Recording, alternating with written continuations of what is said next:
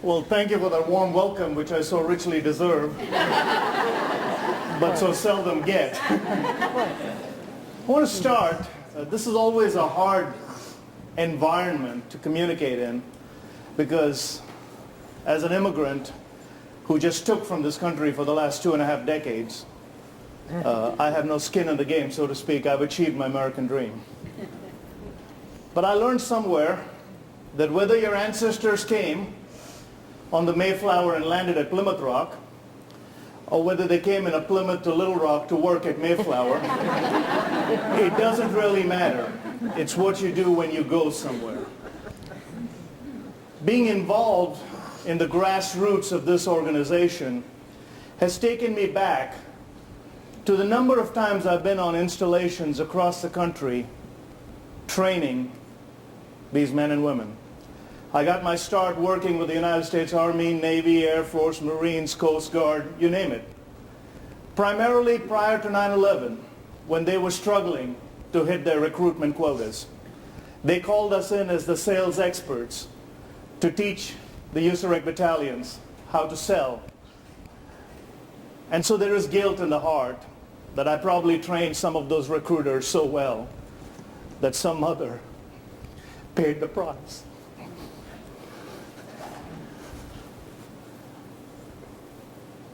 I promised myself I wouldn't do this, but it's a rough thing to do.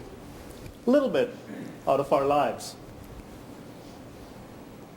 To spend a couple of days as we reunite these people who raised their children on Skype. Romanced in the distance. But as we navigate through these waters, we owe it to America, because all of these boys and girls volunteered. And when they did so that you and I could have the liberty of making a choice. Today is the anniversary of one of the most gruesome attacks on this nation's soil. I want to give you a story that will put things in perspective as to why an immigrant from another country who landed here and is living the dream. 2 days ago, I was in Raleigh, North Carolina. I followed Rudy Giuliani on the stage and preceded Colin Powell. There were 15,000 hooting and hollering. Limo picked me up, Marriott Hotel. As we'd say down home, that's some tall cotton.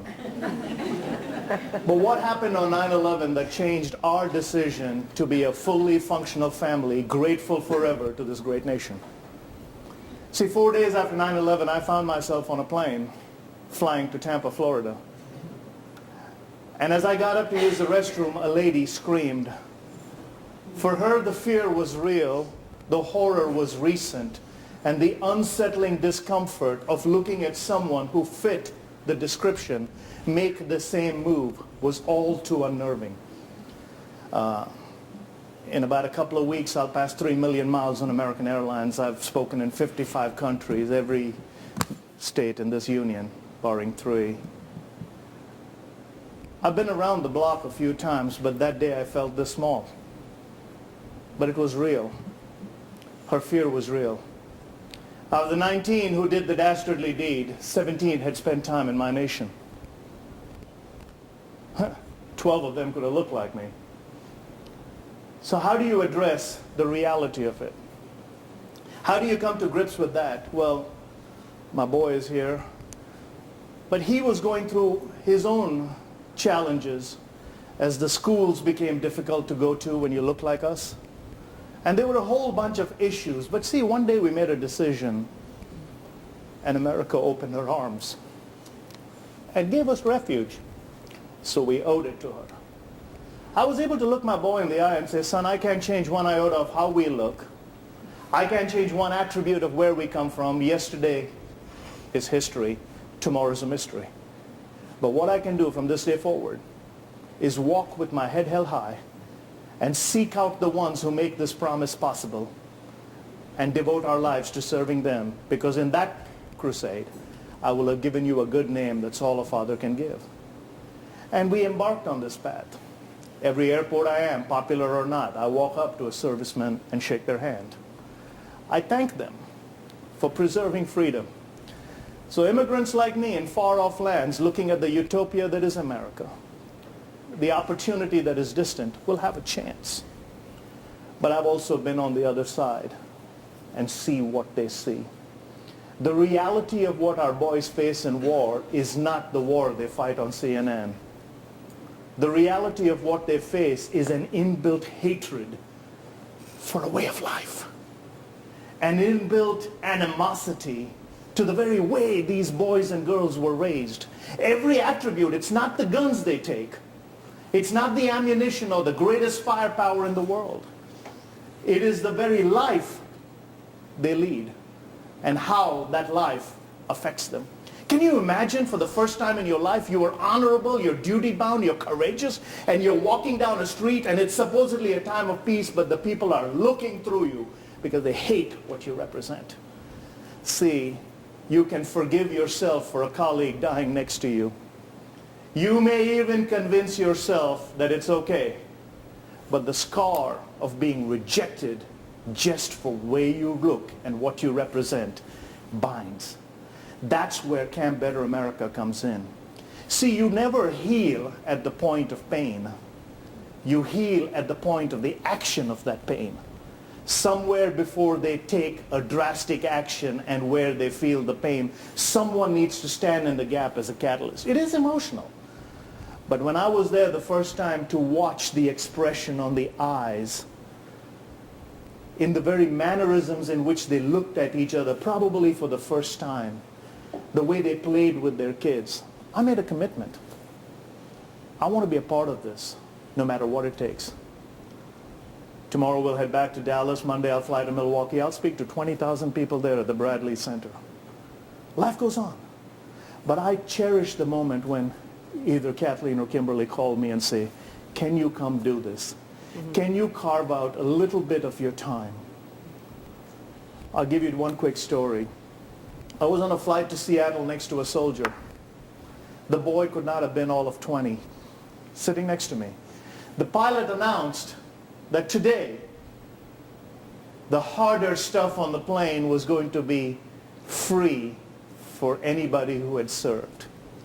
And the drink cart came by and offered this young man something to drink.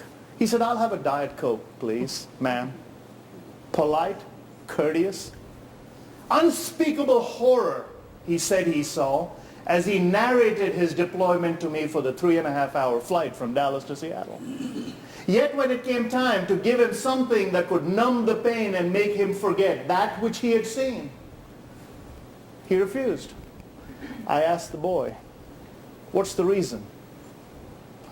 With so much confidence and maturity, here's what the young man said. I'm seeing my mama after 14 months. I can't have liquor on my breath. So mama raised that boy right. We owe it to that mama. We owe it to that papa. We owe it to a nation. One of the hardest things I've ever said.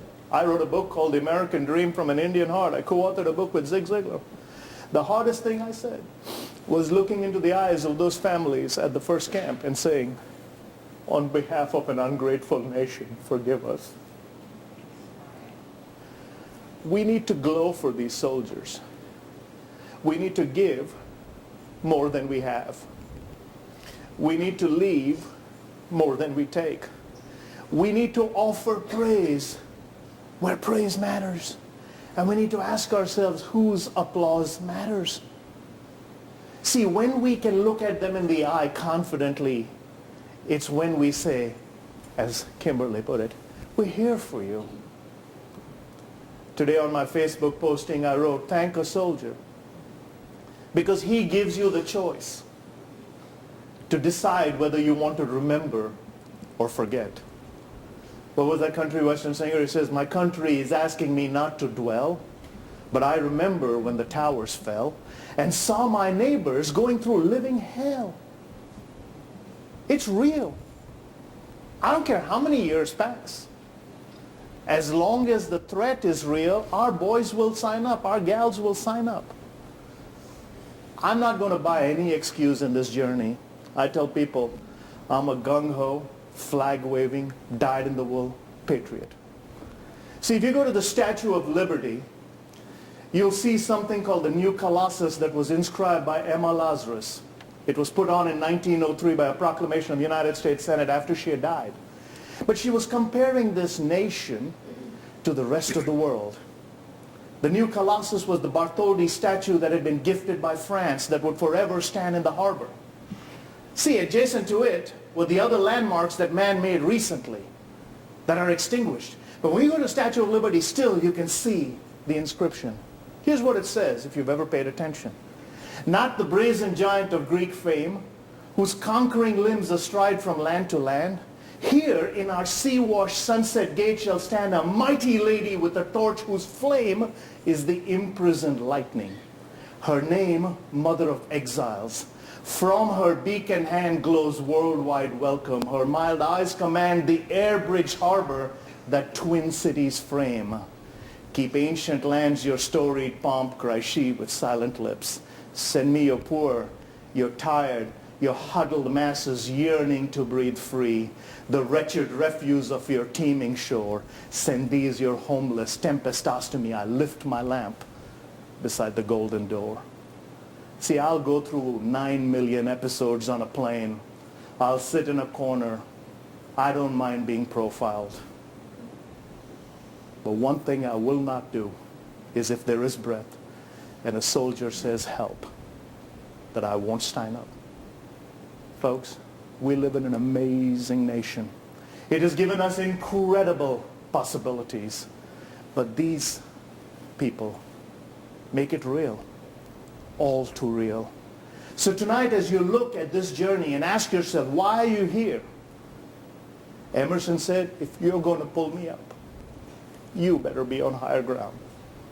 Otherwise, the day will come when by the sheer weight of our numbers, we will drag you down. Mediocrity and misery do love company.